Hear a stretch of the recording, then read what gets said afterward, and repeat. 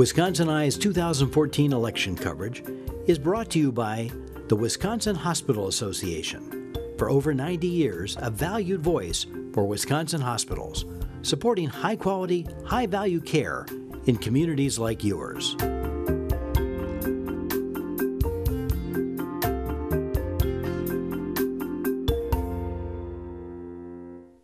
Wisconsin Eye is at the Milwaukee Public Library. We're continuing our interviews with candidates in the 2014 election.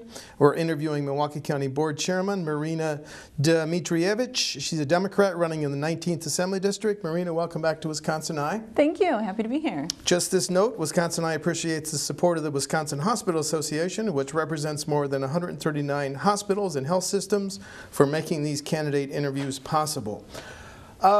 Interesting. You want to go from Milwaukee County Board Chair to the Assembly. Explain why, please, Marina. Sure. Well, I've had 10 years of elected service to my community at the local level, and in these last couple of years, I really think that our state is heading in the wrong direction. The party in control, I feel, represents some extreme views that are not in line with the values of the community that I was born and raised in.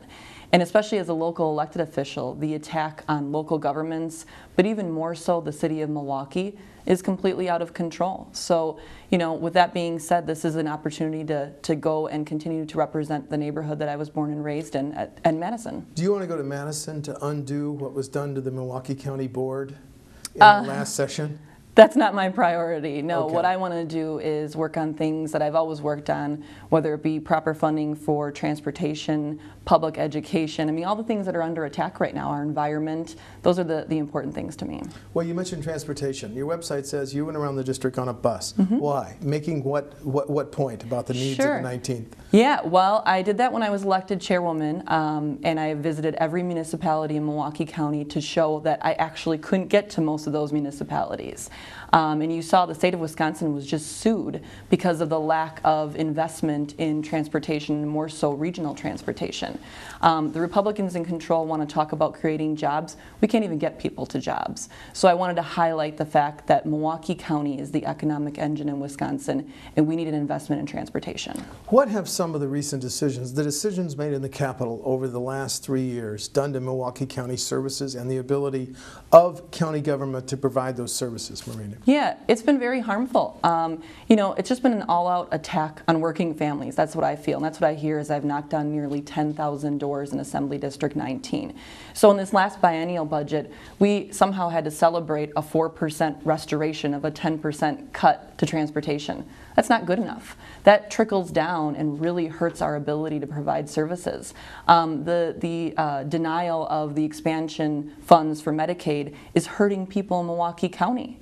And the cuts, like I said, the fact that, you know, a lot of what we do in Milwaukee County is mandated by the state of Wisconsin. By not receiving the proper funding and capping our revenues makes it extremely difficult to provide to the 1 million people in Milwaukee County. Your website also talks about you pushed through the County Board a living wage ordinance. What does that mean for the minimum wage debate going on in Madison and Washington? Yeah, I'm very proud of that. Again, in this assembly race, there is a lot of talk about similar values, but I'm the only one who's delivered on these things. And so this is a national movement. In fact, it's actually an international movement to raise the minimum wage. I do support a 10-10 throughout the state of Wisconsin. I support a referendum that we're looking at in Milwaukee County to ask the Milwaukee County to talk to the state about a statewide referendum. But I gladly supported the living wage ordinance because I do believe that when lower wage workers earn more money, they invest it and they spend it in our local economy, and it stimulates and helps everyone rise together. Your opponents in the primary, at least one of them, is making MPS an issue. What does MPS need to do better, Marina? Sure. Yeah, I think this is going to be the most important part of this campaign. So first of all, and I want to take some time to talk about this, I am a proud graduate of Milwaukee Public Schools, so I know I've been on the inside, and I think I've received an excellent education. I've also received the endorsement of WEAC, MTEA, and public educators across the state of Wisconsin, because I am the one who has a plan for public education and a vision. And I think the first thing we need to do is stop voucher expansion. Stop voucher expansion statewide, but keep it in the city of Milwaukee? I'm just trying to Stop it, yes, statewide, but Stop it's it really statewide. hurting Milwaukee County especially. What about the future of vouchers in the city of Milwaukee? Excuse me for Yes. interrupting you, but I would like to stop that expansion. Every dollar that goes... next budget cycle? Or? Yes, and it's a priority of the Republicans in Wisconsin to continue to expand. We need to stop it. Every dollar that's going into voucher and private schools could be going into public education. And I am concerned about the lack of resources being put into public education, So where we have just qualified to be clear, teachers. you would try to shut down the voucher program in the next state budget for the city of Milwaukee? Yes, I would like to shut it down, and I'd like to have more accountability and transparency, and I'd like those dollars to go back into public education. Okay, I want to give your ideas on Yeah, so the first thing we MPS. need to do is stop the resources being drained out of public education. Reinvest them in our public schools where we have great teachers doing a good job. We want smaller class sizes. I want languages and arts and music back into the classrooms. I'd like universal pre-kindergarten early childhood education for every student in Wisconsin. And lastly, to complement my plan, is we need to have higher education be much more affordable and accessible. And a follow-up question, where do you stand on Common Core, which is going to be a huge issue in the next session? Yeah, well, Common Core, I know it's controversial. I mean, we're trying to talk about having standards and benchmarks about things that our children in Wisconsin should learn. So not how teachers should teach, but how they should learn. And I think it's important that there's standardized goals so that we don't leave any student behind in Wisconsin. Healthcare. What has it meant for the city of Milwaukee that Governor Walker and the leaders of the Assembly and the Senate have told the federal government, no thanks, we don't want your money to expand MA? What has that meant for your constituents? Sure, it's been a big mistake, another mistake, a failure. It's hurt people, and I think it was a poor decision. And in Milwaukee County, I introduced legislation along with the county executive to actually seek nearly $1 million in our own local funds to help implement it. So I think this is extremely important. Every citizen in the state of Wisconsin should have access to quality, affordable health care. We know that it actually improves quality of life and reduces costs when people see primary care physicians. So it's extremely important, and I think it was another poor decision. You talked about the bus service and making the point that people, in some cases, cannot get there from there on the bus. Right. But it's the larger transportation funding issue. Yes. $650 million projected shortfall in the next 2 years state budget. Yet, the Zoo Freeway, $1.7 billion, the Hone Bridge. How would you close that shortfall? Well, first of all, I want to reiterate the fact that the state of Wisconsin was sued and lost a multi-million-dollar lawsuit by investing in freeway expansion and not in our own urban and regional transportation system. That just happened. So I'm happy to see a movement in the direction of regional transportation. That's the model that I support.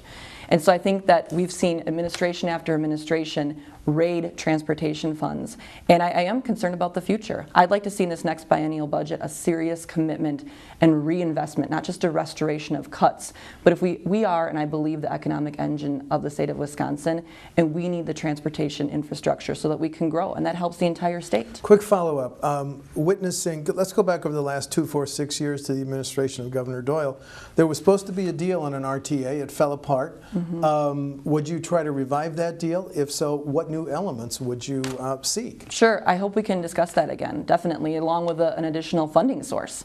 The voters in Milwaukee County in 2008 overwhelmingly said that they would support a sales tax increase to support regional transportation, and that was ignored by all the different administrations in the past. So I think we need to talk about a dedicated funding source for transportation, and we do need to move in the direction of regional. Do you want to go back to another referendum since the last one was 6 years old? I'd like the state of Wisconsin to listen to that referendum. The voters spoke out. I don't think there's an expiration date. I think we still need to listen to that referendum. Reaction to Judge Crabb's ruling on same-sex marriage? One of the most exciting moments in my life. I was there. The first couple that was married, Matt and Fernando, are from Bayview, my best friends, and I was the witness to their wedding. And I am the only candidate in this race for Assembly that has an actual record on equality. I sponsored domestic partnership benefit ordinance and worked with the county executive ably on that, as well as measures recently to update our non-discrimination ordinance. So this is extremely important to me. 2 questions on the criminal justice area. 2 candidates for Attorney General say first offense drunken driving should be a crime. Your position? Yeah, I think that's something that needs to be looked at. I am generally supportive of it, but I want to talk about a larger issue, which is the the issue, I think it's in all of the state of Wisconsin that we have a serious problem with alcohol and drug abuse, and there's been a lack of funding when it comes to substance abuse. I'd like to actually prevent the first offense, and I'd like us to move the needle a bit and talk about investing in reducing substance abuse in the state of Wisconsin. You willing to raise the beer tax? It hasn't been raised in decades. I'm willing to find, additional revenue. I mean, whether it be a gas tax, a beer tax, I think we need to, it's not just about finding new revenue, it's about prioritizing the revenue that we currently have and focusing on programs like alcohol and drug abuse. Like I said, I want to prevent the first offense. And the second criminal justice question I have is, why does Wisconsin lead the nation in the incarceration of African Americans? What is the systemic issues? I know we could talk about 2 hours on this, but the short version? Yeah, well, Wisconsin leads the nation in a lot of things. I wish it led the nation in job creation, but that's just not a fact. But it's unfortunate, and I actually know a little bit more than other people in my race because I've been in Milwaukee County, which obviously runs our House of Corrections and our justice facilities. So, it's a large systemic problem that we have, and I think it's not just one, there's not one simple answer. I mean, we have a large amount of unemployment in our African American population. We have some challenges in our school system that need to be addressed, and we have high poverty rates. I mean, all of those things need to be confronted and discussed, and those are not priorities of the Republicans, who I think have extreme views right now, who are in charge of our state. So I plan on being an outspoken advocate for Milwaukee County so we can get the resources that we need to turn things around. You want to be an outspoken champion of Milwaukee. Does that, how are you going to work with members of the opposite party, which you just said have done some pretty extreme things over the last 3 years? Yeah, we do need to find some common ground. But first of all, I'm just not going to stand for this constant attack on Milwaukee and Milwaukee County. We send a large amount of revenue to the state of Wisconsin, and we deserve to have a serious voice at the table. Again, we are the economic engine. In my 10 years on the county board, I'm the only candidate in this race who has 7 years of experience working with Scott Walker.